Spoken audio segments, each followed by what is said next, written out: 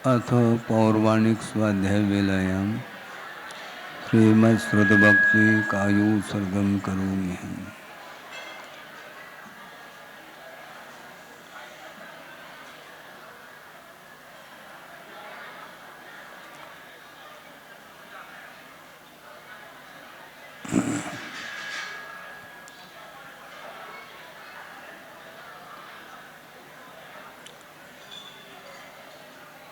ओकारं बिंदु संयुक्तं नित्यं ध्यायन्ति योगिनः कामदं मोक्षदं चैव ओंकाराय नमो नमः।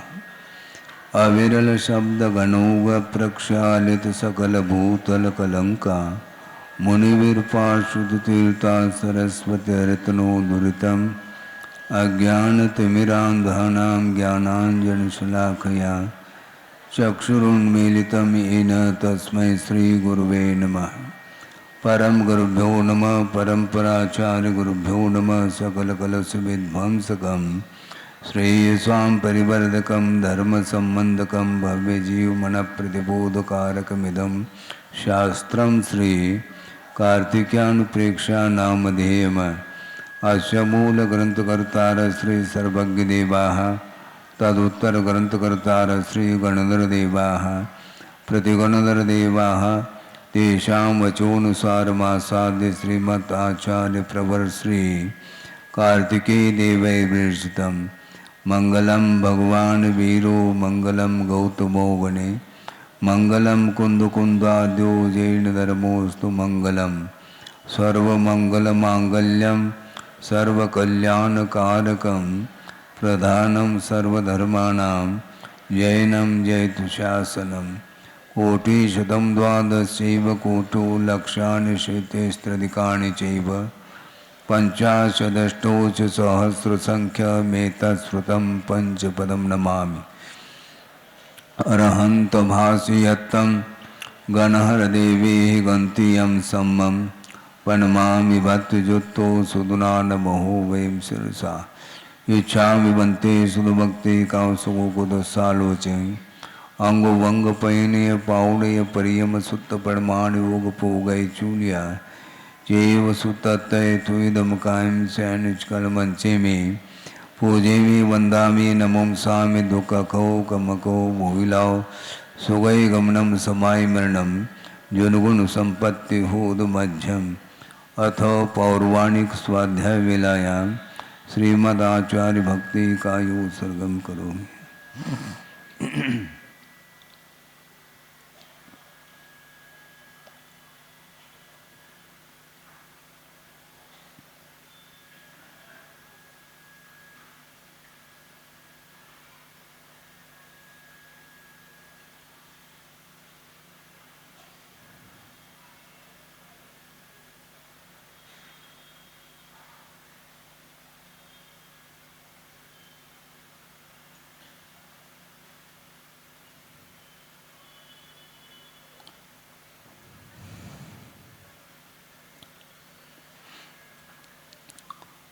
ऋतुजलधिपारगेभ्य स्वपरमत विभावना पटुमतेभ्य सुचरितपूर्णदेभ्यो नमो गुरुभ्यो गुणगुरुभ्य। छत्तीस गुणसमग्गे पंचम्याचार करण संदर्शे शिष्यानुगकुशले धम्मायिरिये सदा वंदे गुरुभक्त संयमेन तरंत संसार सायरं घोरम् चिन्हन्ति अट्टकं मम जन्मन मरणं न पावेन्ति ये नित्यं व्रतमंत्र होम निरुता ध्यानाग्निहोत्राकुला षट्कर्मा विरतास्तपोधनदना साधुक्रिया साधव शीलप्रावरणा गुणप्रहरणा चन्द्रार्गतेजोदिकाः मोक्षद्वारकपाटपाटनवटाः प्रीणन्तु मां साधव गुरुवः पान्तुनो नित्यं ज्ञानदर्शननायकाः चारित्राणुगंभीरा मोक्ष मार्गोपदेशकाः इच्छामि बन्ते आयुर्वत्ति कांसुकोदसालोचे समनान समदंसन समचर्जुक्तानं पंचम्याचाराणाम् आयुर्यानम् आयारादिसूनानुपदेशानं वज्रायानं तिरेनुवनपालयानं सौसानं सैनिचकलमंचे में पूजयामि वन्दामि नमंसामि दुःखको कमको भोगिलाओ सुगै गमनम समाय मरणम जिनगुण संपत्ति होद मध्यम तिहुवनुतुल्यं देवं वन्दिता तिहुवनंद परिपूज्यम ओछम अनुपेहावो भवीय जनानंद जननी वो।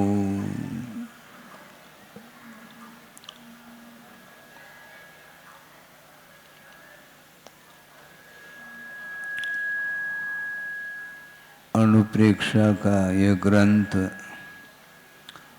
काफ़ी समय से आप लोगों के सामने इसके आधार से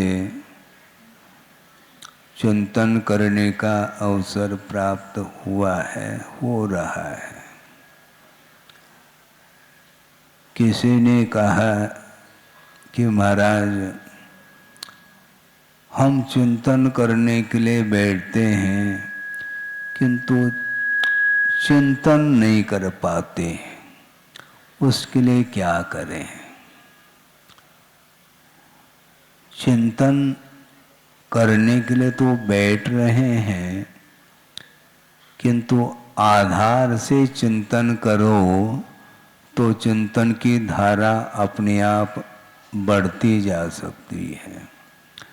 जिसने ग्रंथ का अवलोकन नहीं किया है और एक बार करने से बात बनती नहीं, बार बार ग्रंथ का आधार लेकर के उसका अवलोकन करते हुए एकाग्र मना होते हुए यदि हम सोचते हैं तो बहुत जल्दी चिंतन बनता है।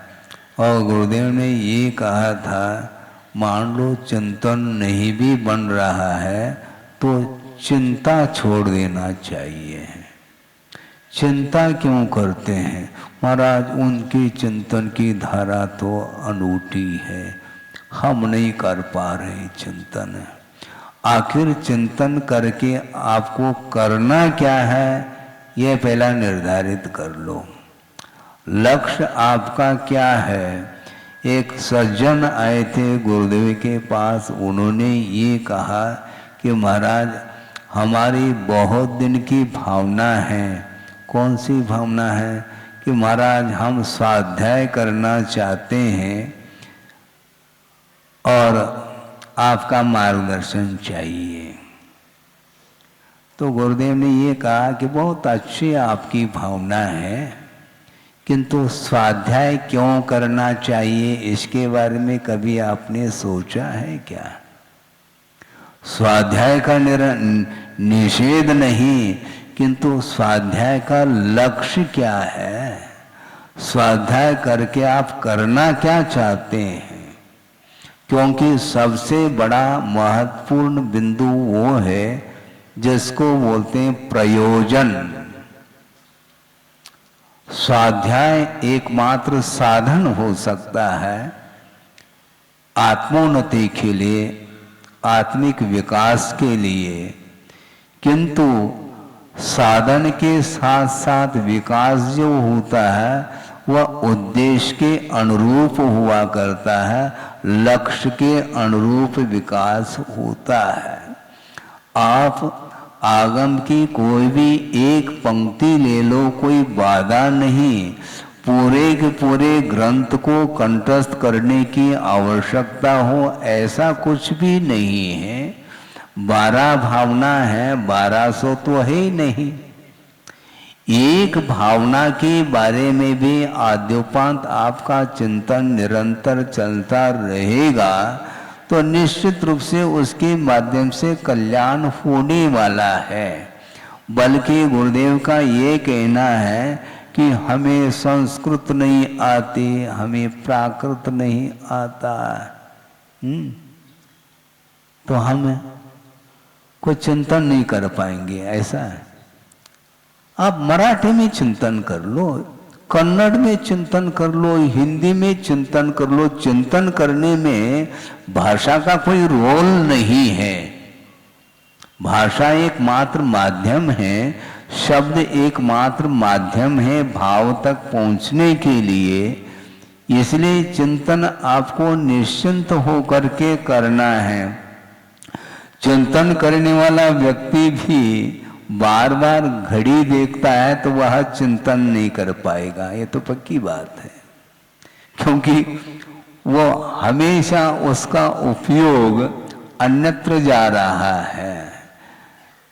जिसका मन आकुल व्याकुल नहीं है, निराकुल है, तो निराकुल भाव के साथ ही हम वस्तुतः अध्ययन कर सकते हैं। हमने सुना था आज कौन सा दिन है? शिक्षक दिवस बोल रहे हैं, शिक्षा की बात आ रही है।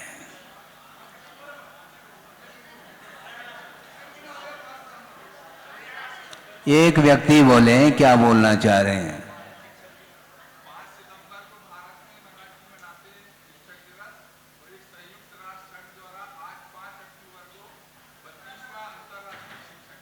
शिक्षक दिवस है, वही तो हम कहना चाह रहे हैं। ठीक है, हाँ ठीक है, शिक्षक लोग आए हैं।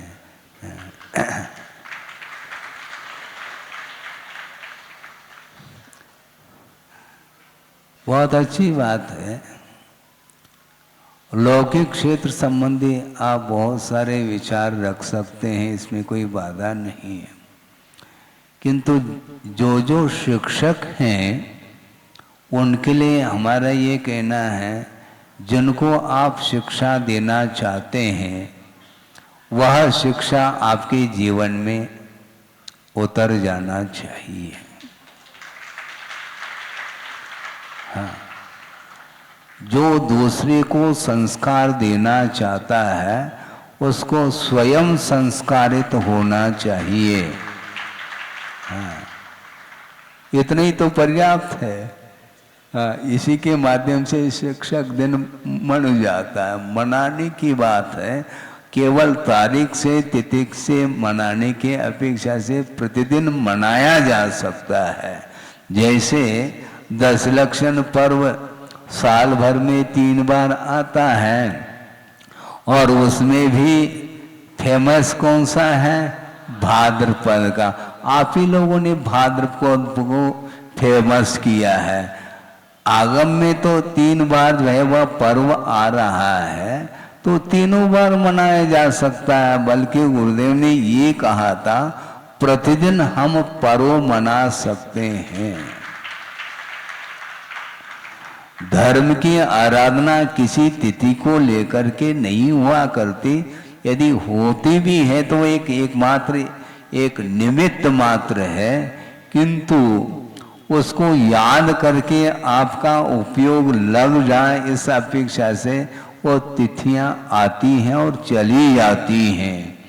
अतीत में अनंत बार पर्व निकल चुके हैं, अभी भी शिक्षक दिवस की बात करना चाहते हैं। आप सोचो, विचार करो, 1 नहीं 2 नहीं, अनंतानंत पर्व, दशलक्षण पर्व निकल चुके हैं, षोडश कारण पर्व निकल चुके हैं, रत्नत्रय भी निकल चुके हैं।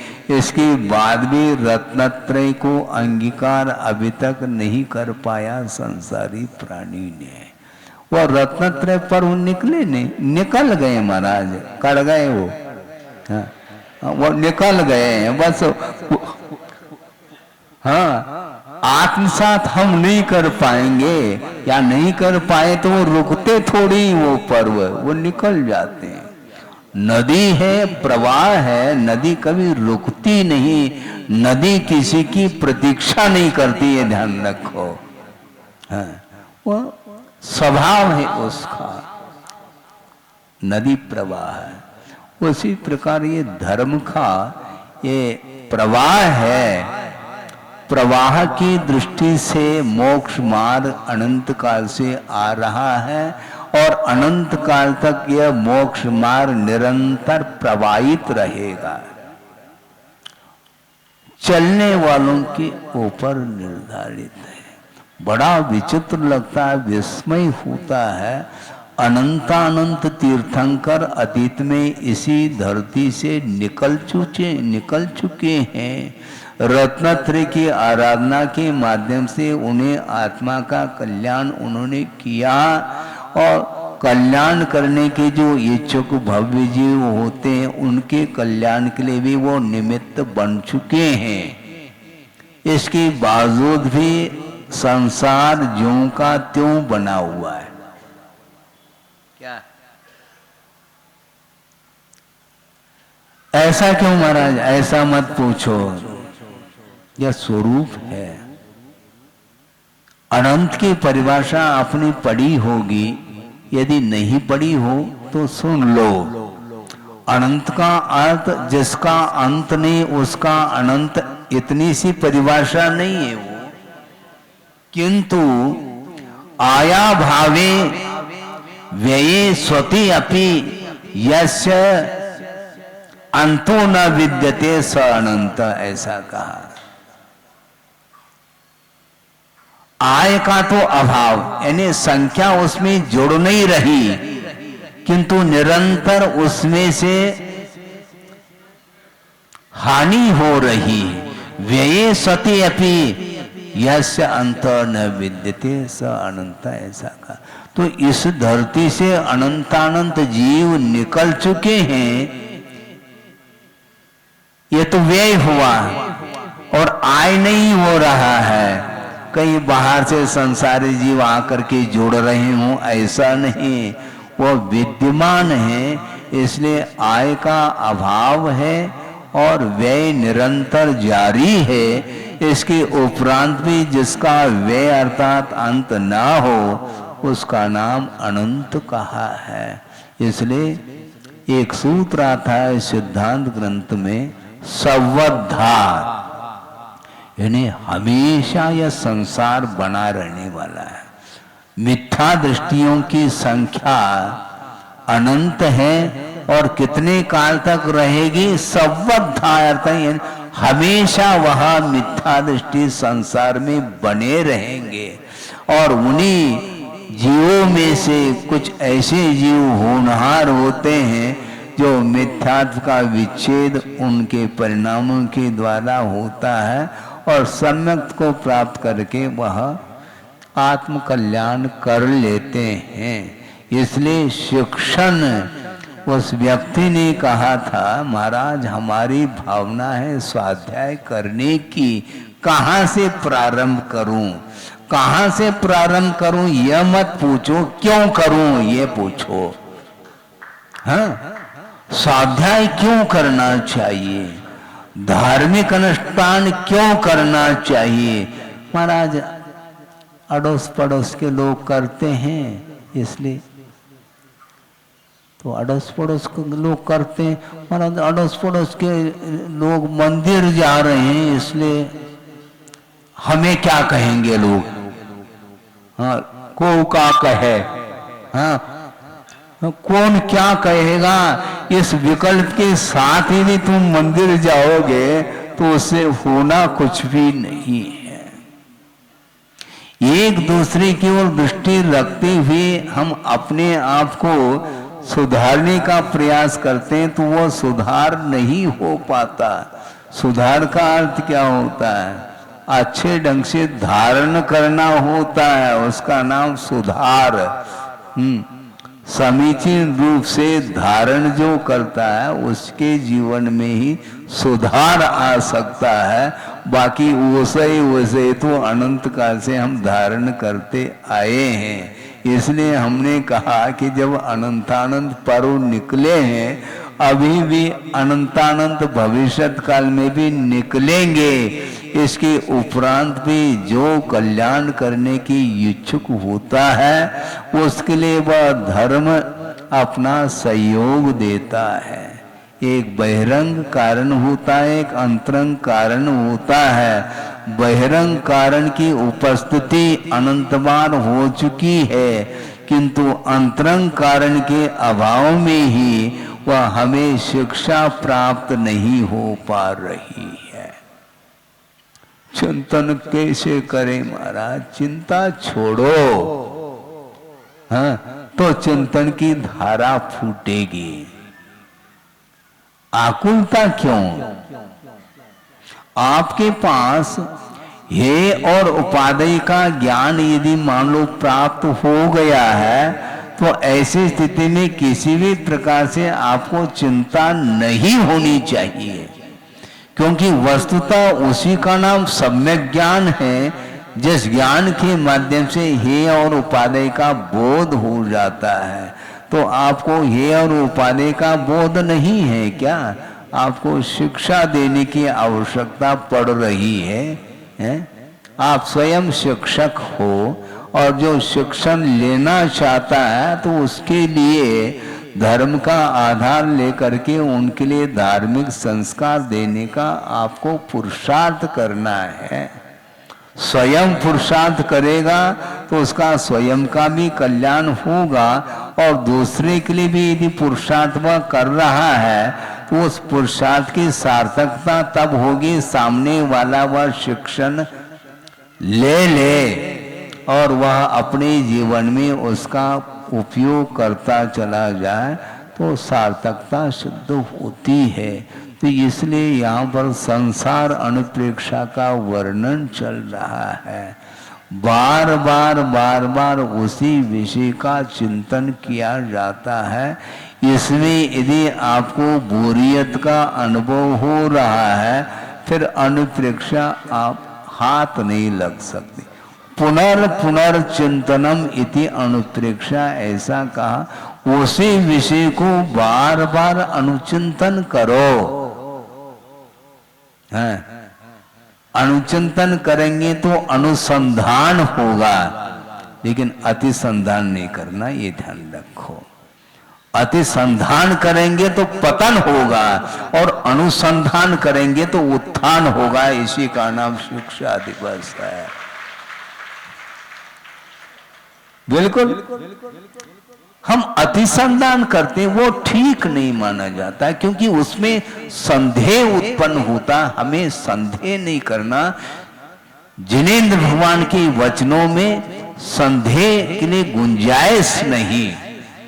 आपको आंख मीच करके उसको स्वीकार करना होता है। एक्सेप्ट करो। है? आप दूसरे को शिक्षा दे रहे हैं मान लो, और सामने वाला यदि मान लो एक्सेप्ट नहीं करता है, तो आपको कैसा लगता है? क्या महसूस किया आपने? क्योंकि आप शिक्षक हैं, आपको कैसा लगता है? देखो, हमने रात दिन हम मेहनत कर रहे हैं और सामने वाला व्यक्ति स्वीकार ही नहीं कर रहा है। क्या हुआ? वो स्वीकार क्यों नहीं कर रहा है, ये सोचो। हमारे अंदर कहीं कमी हो सकती है, पॉसिबिलिटी के रूप में कह रहा हूं, संभावना के तौर पर। आपके अंदर कमी है ऐसा नहीं है, आपके अंदर कमी नहीं है और वह स्वीकार यदि नहीं कर रहा है तो आपका दोष नहीं, उसका दोष है, क्योंकि उसका उपादान नहीं, उसके अंदर योग्यता नहीं है, इसलिए श्रद्धा का भाव जागृत नहीं हो रहा है। ज्ञान के माध्यम से यदि श्रद्धा उत्पन्न नहीं होता है, फिर ऐसी स्थिति में वह उस ज्ञान में समीचीनता आ कैसे सकेगी? ज्ञान से शून्य कोई भी जीव नहीं है। प्रत्येक व्यक्ति के पास वह ज्ञान गुण है, और आगमकारों का ये कहना है ज्ञान स्वपरक प्रकाशी है। ज्ञान अपने आप को भी प्रकाशित करता है और दूसरे को भी प्रकाशित करने की क्षमता उसके अंदर है। तो ऐसी स्थिति में प्रत्येक जीव के पास वह ज्ञान गुण है, फिर आपको तनाव किस बात को लेकर के हो रहा है? हमारा ज्ञान तो है, लेकिन क्या है? तुलनात्मक दृष्टि से अल्प है महाराज। अल्प और ज्यादा की चिंता नहीं करो। अल्प है किंतु वह समीचीन है तो उत्थान होगा। हाँ, अल्प बहुत की ओर दृष्टि मत रखो, क्योंकि अल्प बहुत की परिकल्पना जब तक संसार में रहेंगे तब तक तो ये कल्पना बनी रहेगी। हाँ, जब तक केवल ज्ञान नहीं होगा तब तक आप तुलनात्मक दृष्टि से ही आपके पास ज्ञान रहने वाला है, पक्की बात है। जो सुहूति मुनि उनके पास भी ज्ञान है, अत्यल्प मात्रा में, ज्यादा नहीं, उससे कई गुना ज्ञान आपके पास है, ये ध्यान रखो, क्योंकि आप शिक्षक हैं। आप शिक्षक हैं और वो शिक्षक नहीं रहे, ध्यान रखो, सुहूति मुनि, किंतु उनके द्वारा शिक्षा मिल रही है। उनका जो श्रद्धान रहा वो अद्भुत श्रद्धान होगा अपने गुरु के प्रति। एक अक्षर का भी ज्ञान नहीं, नमोकार मंत्र का भी ज्ञान उन्हें नहीं हो पा रहा है, तो ऐसे स्थिति में उनके पास जो ज्ञान था उस ज्ञान ने केवल ज्ञान को कैसा पैदा कर दी। सोचो, इसको बोलते हैं समर्पण, इसको बोलते हैं आस्था, इसको बोलते हैं लगनशीलता, इसको बोलते हैं रुचि। सांसारिक प्राणी की रुचि सांसारिक कार्यों में तो बढ़ती जा रही है, और धार्मिक कार्य में ओम शांति। ओम शांति का अर्थ क्या? हाँ, वो अभावात्मक है शब्द। ओम शांति का अर्थ कुछ है ही नहीं। रुचि चाहिए। रुचि का अर्थ ही विश्वास होता है, आस्था जिसको बोलते हैं, श्रद्धान बोलते हैं, और श्रद्धान के माध्यम से ही ज्ञान में समीचीनता आती है और उसके माध्यम से स्व और पर का कल्याण हो सकता है, होता है। अपने पास ज्ञान होने के उपरांत भी आकुलता नहीं मिट रही है, जबकि वह ज्ञान निराकुलता के लिए कारण होना चाहिए। आकुलता क्यों है? कारण क्या है? व्यक्त करने की आवश्यकता नहीं, शिवभूति ने व्यक्त नहीं किया, ध्यान रखो। उदाहरण कितने बार दें? व्यक्त करने की चिंता क्यों है आपको? आपको महसूस करना है, क्योंकि ज्ञान संवेदन के लिए कारण बनता है। पहले भी हमने एक आध दिन पूर्व में बात रखी थी, शायद कल या परसों रखी होगी। ज्ञान और संवेदन में बड़ा अंतर है। ज्ञान आपके पास है, वो दूसरे के सामने रखने की जो चिंता क्यों आपको? ज्ञान समीचीन है क्या नहीं, इसका परख कर लो। और ज्ञान यदि समीचीन है, किसी बात को लेकर के आकुलता विकल्प नहीं होना चाहिए।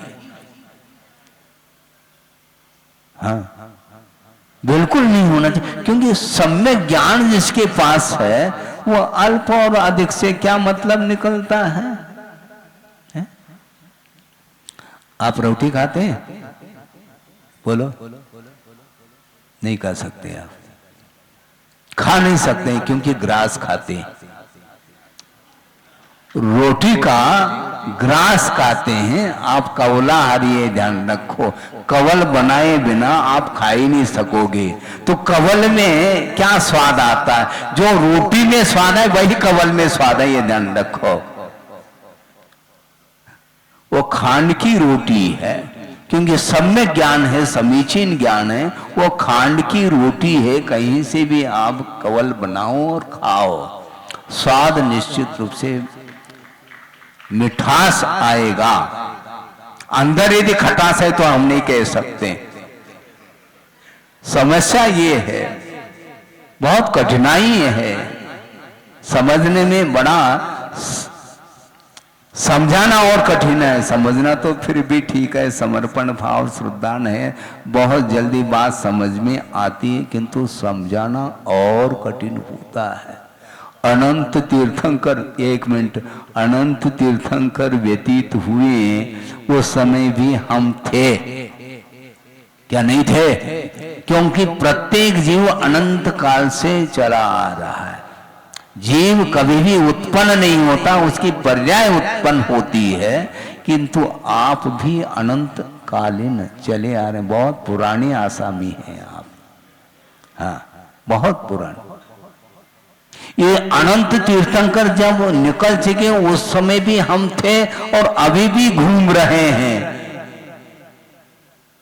परिभ्रमण चल रहा, यात्रा नहीं हो रही हम लोगों की, ये ध्यान रखो। पहले भी हमने कहा था और गुरुदेव ने कहा था, इसलिए मैं बार बार उसको रिपीट करता हूं, दोहराता हूं, ताकि वह विषय विस्मृत न हो जाए। गुरुदेव का यह कहना है कि यात्रा और परिभ्रमण में जमीन आसमान का अंतर है। परिभ्रमण ये चक्कर है, ये हाँ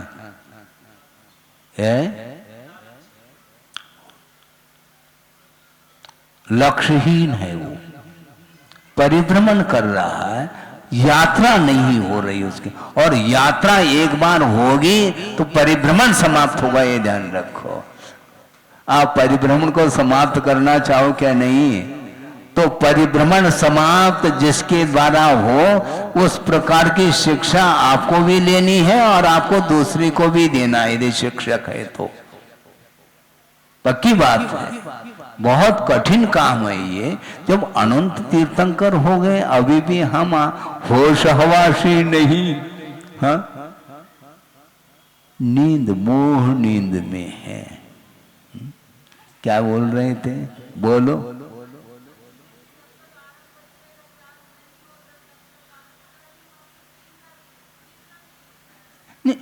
कोई रोक रहा है क्या? हाँ, समस्या ये है आपको आगे बढ़ने के लिए जब हम प्रोत्साहित कर रहे हैं तो आपको चिंता करने की आवश्यकता नहीं। आप छोड़ना चाहो तो, जैसे अभी 2 ब्रह्मचारी आए थे, हैं शंभो साहब जी के पास, उनको भेजा था हमने और पुनः समाज यहाँ पर आई तो उनके साथ वो भी आए। और उन्होंने मुंडन कर लिया और 3 प्रतिमा ले ली।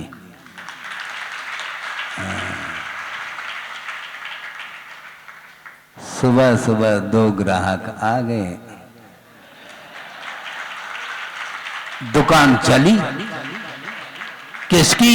गुरुदेव की, ये ध्यान रखो, मेरी दुकान नहीं है बोल के।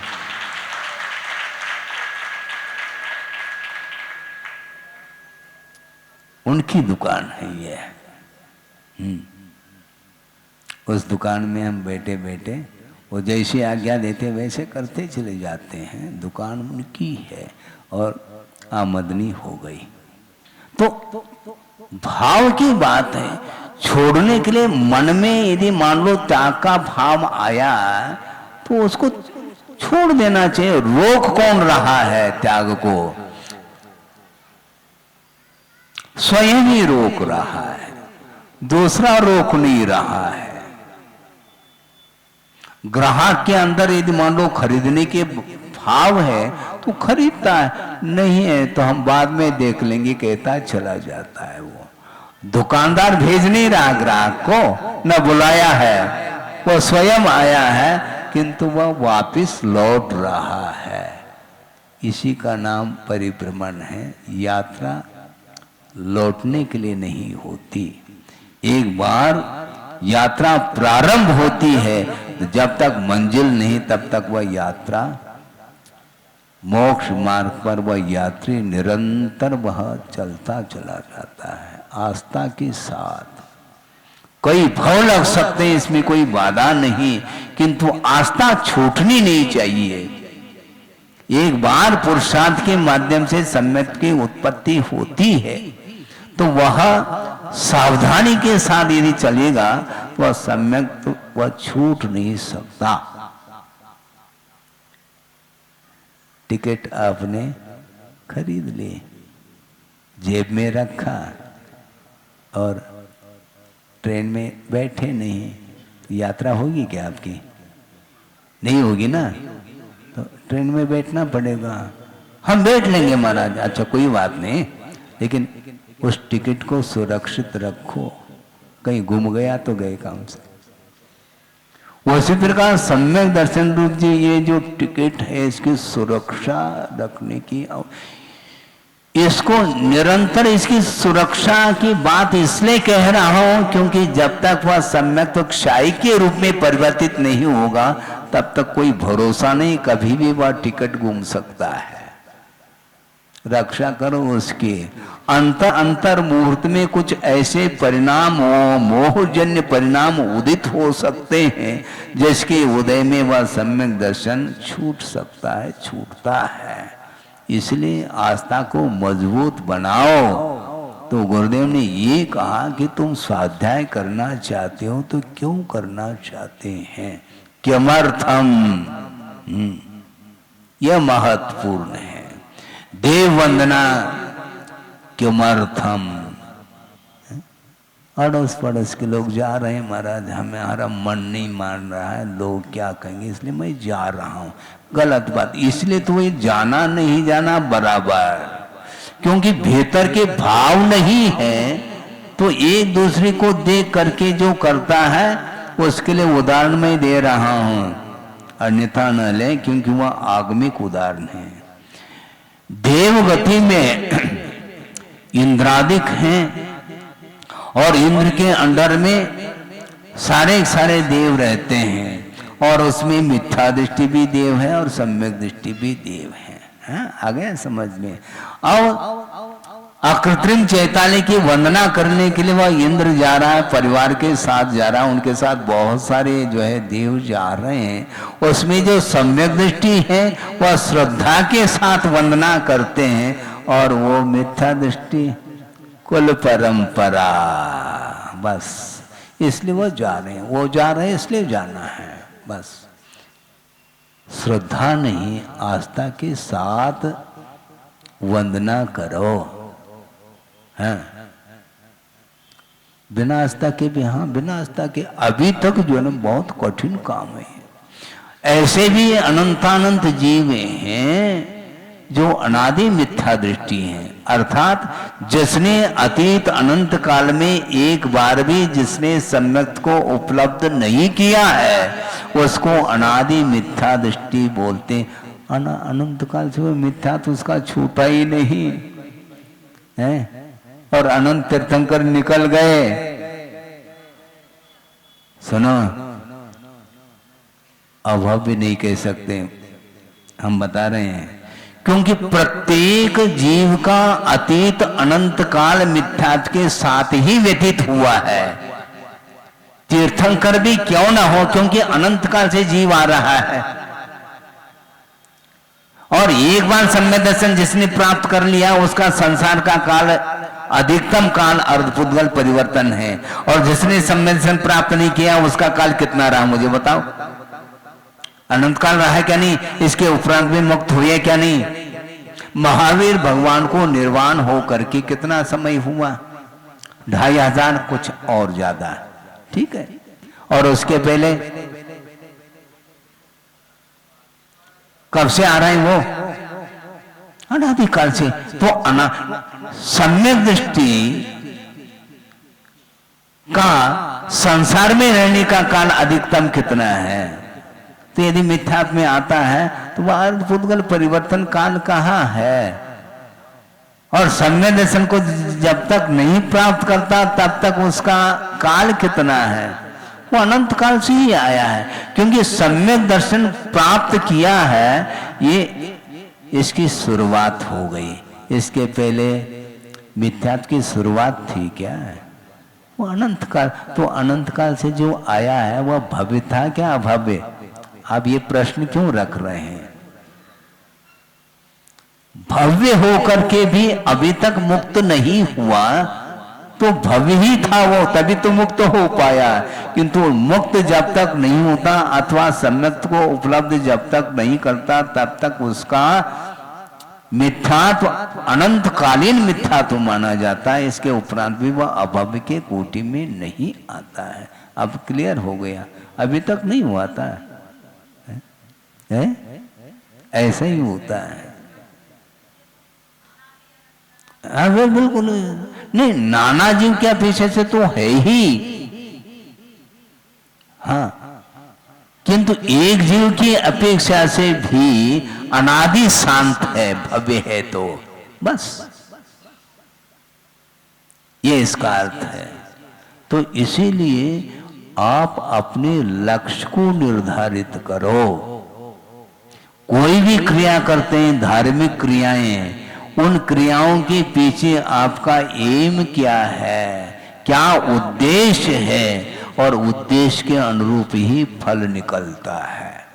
इसलिए गुरुदेव ने हाइकू दिया है, पहले भी हमने कहा है, दोहराया, फिर से दोहरा रहा हूं क्योंकि भूल जाते हैं।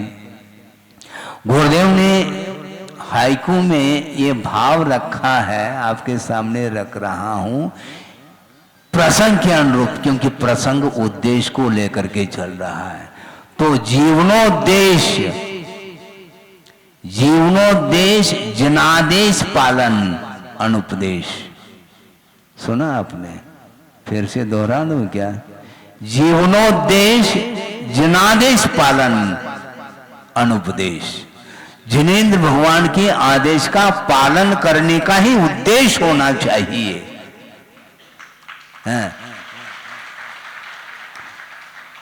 और वो भी अनुपदेश कह रहे हैं, बिना उपदेश के आदेश का पालन होना चाहिए। होता नहीं महाराज, तो नहीं होता, इसलिए तो उपदेश की आवश्यकता पड़ रही है। जीवन का उद्देश्य तो बनाओ। आपका क्या उद्देश्य है महाराज? यही उद्देश्य है अभी फिलहाल कि आपका प्रवचन हो जाए तो हम जहां से आए हैं वहां पर जाने का उद्देश्य हमारा है। खत्म, यही उद्देश्य है। और कौन सा उद्देश्य मुझे बताओ? मोक्ष जाने का उद्देश्य होना चाहिए, और मोक्ष जाने का उद्देश्य जिसके अंदर है वह बहुत जल्दी सम्यक यदि नहीं है तो उत्पन्न करेगा, और उत्पन्न सम्यक दर्शन और मजबूत होगा। हाँ, ये उद्देश्य बनाओ। हाँ, टिकट खरीदा है रिटर्न जाने का, जहां से आए वहीं पर जाना है महाराज। तो गुरुदेव कहते हैं जाना आना लगा हुआ है, ये छूटेगा नहीं। और इसमें रहस्य है, इसमें सूत्र है। कौन सा है? उत्पाद वे द्रव्य युक्तम सत। उत्पाद का अर्थ आना, व्यय का अर्थ जाना, और ध्रुव का अर्थ लगा हुआ, और है का अर्थ सत है।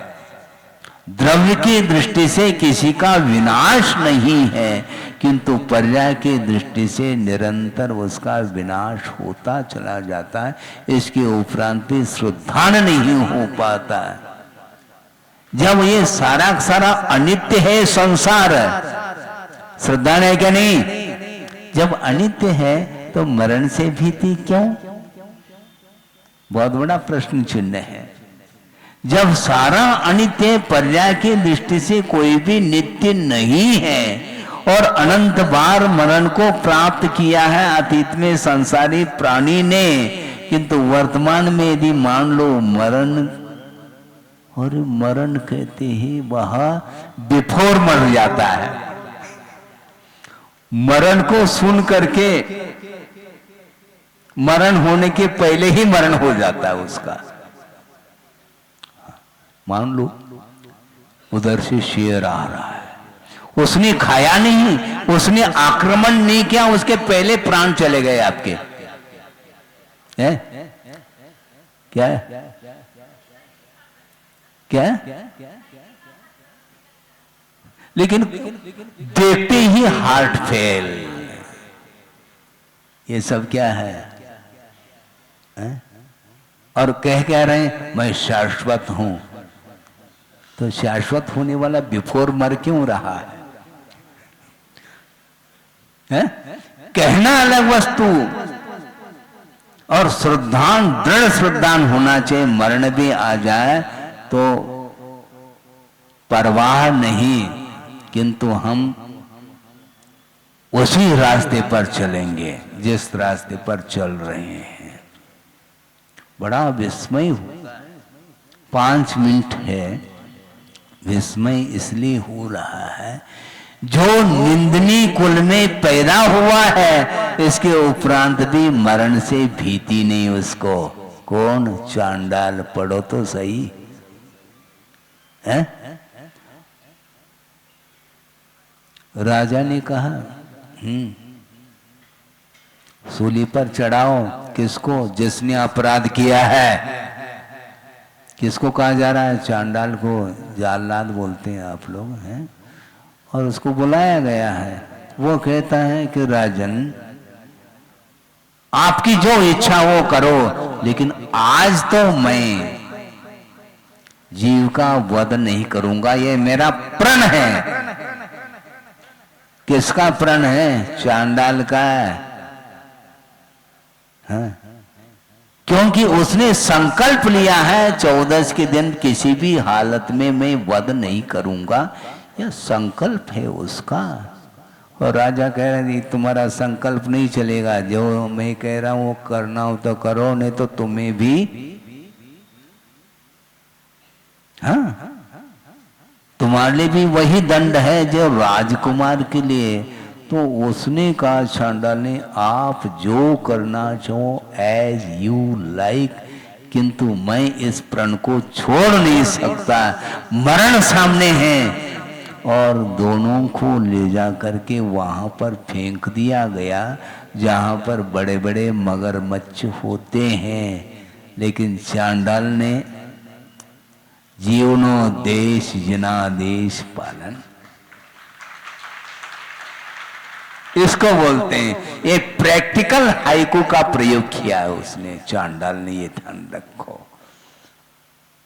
जिनेंद्र भगवान ने जो कहा उसका मैं पालन करो, यही मेरा उद्देश्य है। और उस उद्देश्य को उसने पूर्ण कर लिया और उसकी रक्षा हो गई देवों के द्वारा, किंतु राजकुमार की रक्षा नहीं हो गई। क्यों नहीं हुई? क्यों नहीं हुई? क्योंकि राजा ने जो आज्ञा दी थी कि अष्टानिका पर्व में कोई भी वध नहीं कर सकता, और उसने उल्लंघन किया था। उस उल्लंघन का फल मिल गया उसको। और इसके लिए इसने संकल्प किया था मैं वध नहीं करूंगा, और उसने राज आज्ञा का उल्लंघन किया, वध नहीं करने की घोषणा की थी, उसका उल्लंघन करके वध किया था और उसका भक्षण किया था उस राजकुमार ने। इसलिए उल्लंघन का फल मिल गया। और इसने संकल्प लिया था, वो संकल्प में अडिग रहा, तो देव आकर के उसकी रक्षा करते हैं। देवावी तस् पनमंती जस धम्मे सया मनो, जिसका निरंतर धर्म में मन है,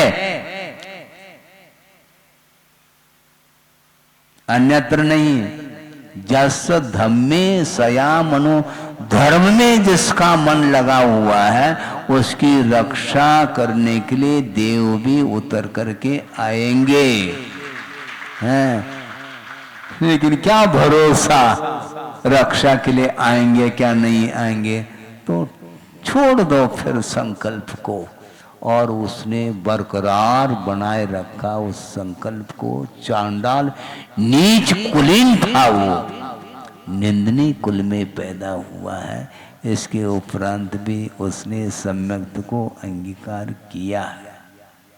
हाँ, और सम्यक दृष्टि अब नीच गोत्र का बंद नहीं करेगा, भले ही उसका अतीत का वह गोत्र का उदय चल रहा है, यह अलग वस्तु, किंतु सम्यक दर्शन के सद्भाव में वह उच्च गोत्र का ही बंद कर रहा है।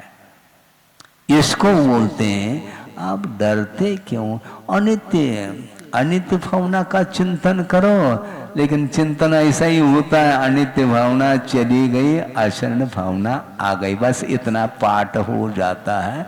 बच्चों का जो खेल है वह मनोरंजन जैसा हो रहा है, मनोरंजन ना हो। भीतर से आप चिंतन करिएगा। प्रत्येक पदार्थ जो पर्याय की विवक्षा में नश्वर है, विनाशशील है, तो क्या इसमें भय रखना। वैराग्य उत्पन्न होता है शरीर के चिंतन करने से और संसार के चिंतन करने से। सम्यक अर्थात संसार से भीति होती है। इस प्रकार आगम के माध्यम से आप लोगों को शिक्षा लेनी चाहिए, क्योंकि शिक्षक दिन है, इसलिए इसको और क्या अलग से क्या देना। कल आए थे एक सज्जन है, यहीं पर संचालन करते हैं वो, महाराज कल जो है ना शिक्षक दिन है, उसके उपलक्ष्य में आपको बोलना है। तो ठीक है, उपलक्ष्य वो उसी को उपलक्ष्य बना लेंगे। अनुप्रेक्षा को ही हमने उसका उपलक्ष्य बना करके दे दिया है। शिक्षण ठीक लगा? कैसा लगा आपको बताओ? क्योंकि आगम के अनुरूप दिया गया, ये ध्यान रखो।